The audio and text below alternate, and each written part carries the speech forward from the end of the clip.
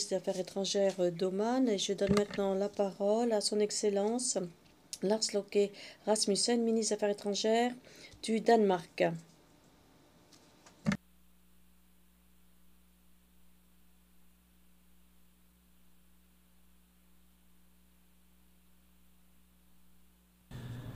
Monsieur le Président, Monsieur le Secrétaire général, Mesdames et Messieurs les délégués, chers collègues, chers amis. Cette semaine de haut niveau nous rappelle fort heureusement que la plupart des pays, indépendamment de leur taille, aspirent à l'unité mondiale. Cette semaine nous rappelle que la division dont nous parlons tant, la division est bien une poignée d'acteurs seulement y aspirent, et cela me donne beaucoup d'espoir.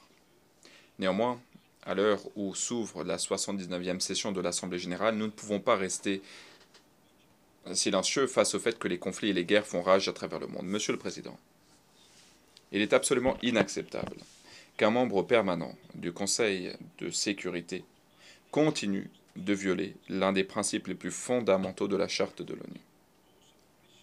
Les guerres d'agression, les tentatives visant à modifier les frontières devraient appartenir au passé et doivent appartenir au passé. Les pratiques impérialistes de cette nature n'ont pas leur place au XXIe siècle. Le Danemark n'aura de cesse de soutenir l'Ukraine. Et nous le ferons aussi longtemps que nécessaire.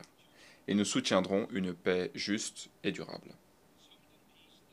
Le sommet sur la paix qui s'est tenu en Suisse au mois de juin a clairement illustré que la communauté internationale soutient la paix sur la base de la Charte de l'ONU. Nous devons donc peser de tout notre poids pour promouvoir la cause de la paix.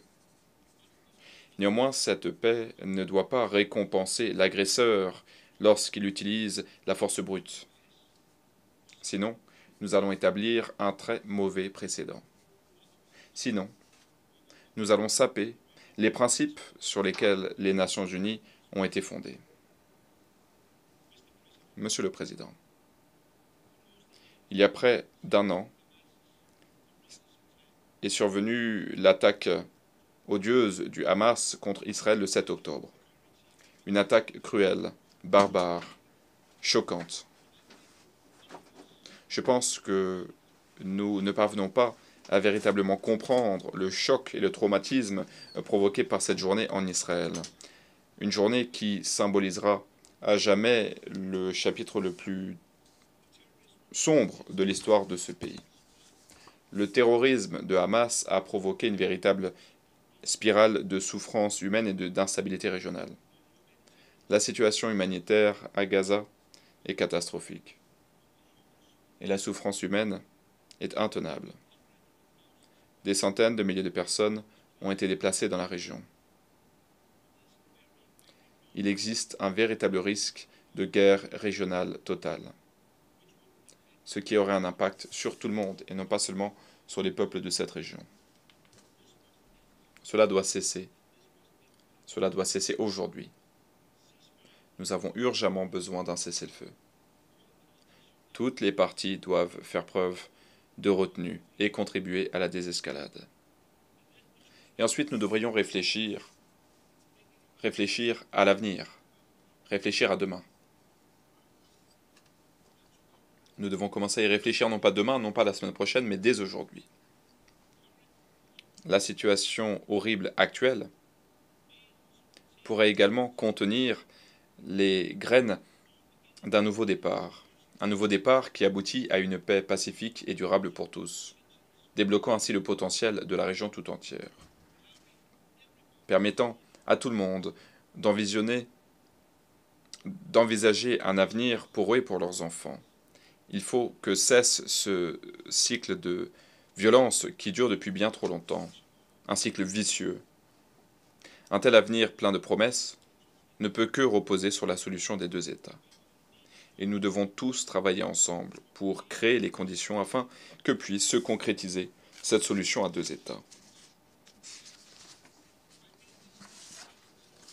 Il faut renforcer les capacités de l'autorité palestinienne afin qu'elle puisse assurer un gouvernement légitime et efficace dans un État palestinien futur.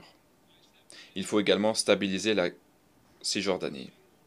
Et il faut également, dès à présent, commencer à préparer le relèvement et la reconstruction de Gaza. J'exhorte toutes les parties à contribuer à réunir ces conditions. C'est dans l'intérêt des populations en Israël et en Palestine, c'est dans l'intérêt également de la région tout entière et du monde entier. Monsieur le Président, nous évoquons souvent Ukraine et Gaza dans ce bâtiment. Hélas, il y a des populations qui meurent et qui souffrent de conflits dans d'autres pays du monde. Je suis gravement préoccupé par les combats qui se poursuivent au Soudan et par les conséquences humanitaires pour la population civile. Plus de 10 millions de personnes ont été déplacées. Au Soudan, il est urgent de nouer un dialogue politique. Il est urgent de mettre un terme au conflit. Et c'est également le cas au Yémen, en Haïti, en Syrie, en Afghanistan, au Myanmar, en RDC. Hélas, la liste continue. Nous avons échoué collectivement à faire cesser ces guerres. En conséquence, le respect du droit international est miné progressivement. Monsieur le Président, en tant que petit pays, le Danemark est conscient du fait que notre sûreté, notre sécurité dépendent du droit international, de l'état de droit. Le respect des principes fondamentaux de l'ONU, l'égalité souveraine, l'intégrité territoriale, l'indépendance politique de tous les États, tout cela est fondamental pour la paix et la sécurité internationale. Nous respectons ces principes et le respect des droits humains, le respect du droit international humanitaire doit être au cœur de ces principes. Le Danemark soutient pleinement le système de justice internationale, ainsi que le travail et l'indépendance de la CPI et de la CIJ. La CIJ a un rôle important à jouer pour le règlement pacifique des différends. Et la CPI joue un rôle crucial pour lutter mondialement contre l'impunité. S'il n'y a pas de respect pour le droit international, eh bien, nous acheminons vers un monde où règne la loi du plus fort, et c'est extrêmement dangereux. Monsieur le Président, à l'entame de mon propos, j'ai dit que la plupart des nations, fort heureusement, aspiraient à l'unité et à la coopération internationale. Au début de la semaine, au moment de l'adoption du pacte de l'avenir, nous avons réitéré notre engagement en faveur de la charte de l'ONU. Et nous avons fixé un cap clair pour transformer le système de gouvernance mondiale. Le système actuel a permis à des nations de faire sortir leur population des millions de personnes de la pauvreté. Cela nous a permis d'éradiquer les maladies et de promouvoir une éducation de meilleure qualité pour les enfants à travers le monde. Ce n'est pas rien. Néanmoins, après près de 8 décennies, ce système doit être modernisé. Monsieur le Président, nous devons urgemment réformer l'architecture financière internationale. Cette architecture doit être plus représentative, plus efficace. Le Danemark soutient une représentation accrue des pays africains au sein des institutions de Bretton Woods. Nous convenons du fait que les filets de sécurité financière mondiaux doivent soutenir tous les pays, notamment les plus pauvres, lorsqu'une grande crise survient. Cela ne devrait pas dépendre des contributions volontaires des bailleurs de fonds. Nous sommes d'accord pour dire que tous les pays, sur un pied d'égalité, doivent faire l'objet d'évaluations indépendantes, transparentes et précises de la part des agences de notation. Il faut également trouver des solutions durables, car de nombreux pays font face à un niveau d'endettement élevé. Il faut accélérer le traitement de la dette par le biais du cadre commun. Tous les créditeurs, tous les créanciers doivent agir de façon transparente. et un financement à des taux favorables doit être rendu disponible. Les banques multilatérales de développement ont d'ores et déjà mobilisé des milliards par le biais des réformes. Mais ces réformes doivent nous permettre de mobiliser non pas des milliards, mais des milliers de milliards. Si nous nous tournons maintenant vers l'avenir, il y aura l'année prochaine la conférence sur le financement du développement en Espagne, il y aura également la COP29. Ces réformes doivent se concrétiser. Nous devons élaborer des solutions, non pas seulement pour l'avenir, mais également pour le présent. Je saisis donc cette occasion afin de féliciter la Barbade qui a suggéré des actions concrètes pour combler certaines des lacunes systématiques de l'architecture financière internationale. Nous sommes ravis de soutenir l'initiative de Bridgetown. Et nous sommes fiers de travailler avec la Barbade pour verdir le financement international. Nous encourageons l'ONU, les institutions financières internationales à travailler ensemble.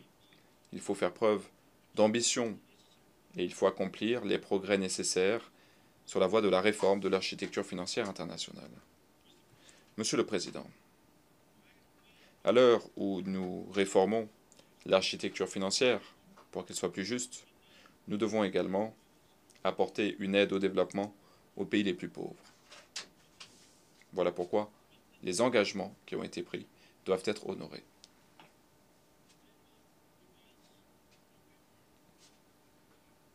Le Danemark fait partie d'un club qui est bien trop exclusif, le club des pays qui honorent la cible fixée par l'ONU et qui consiste à consacrer 0,7% du RNB à l'APD.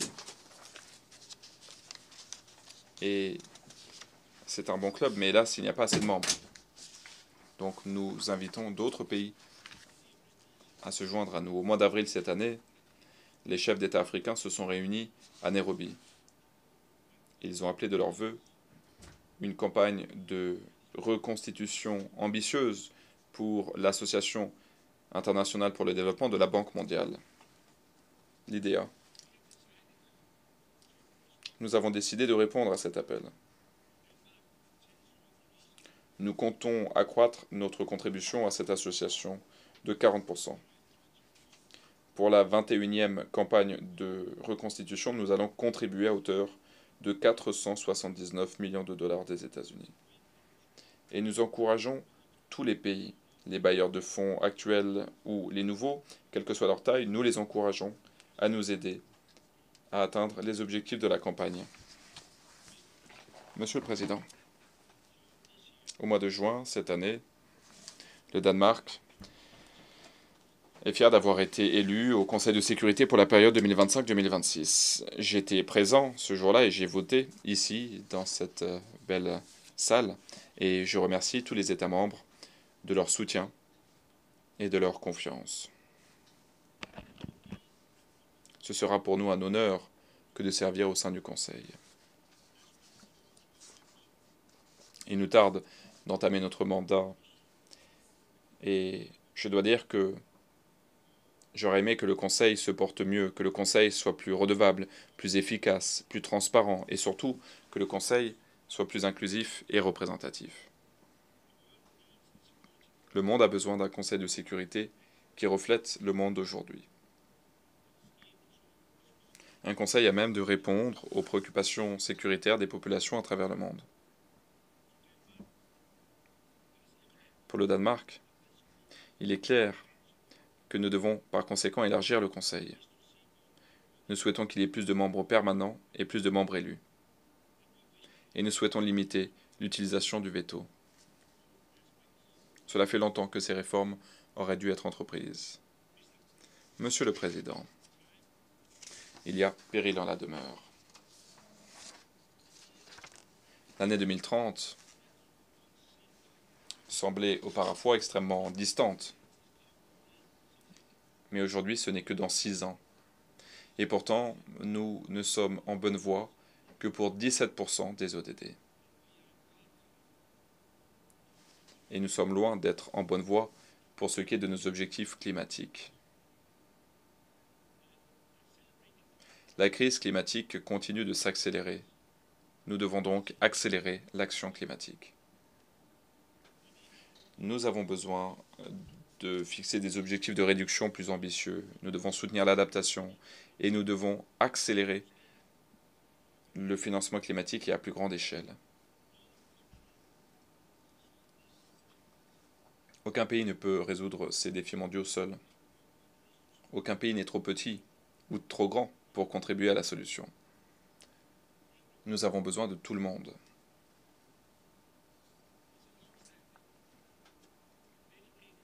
Nous soutenons depuis longtemps et de façon déterminée la coopération mondiale.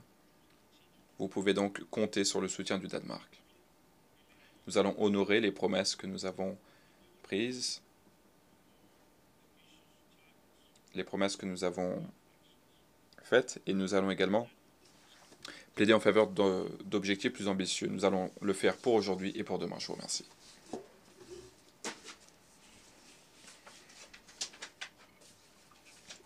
vous remercie. Je remercie le ministre des Affaires étrangères du Danemark.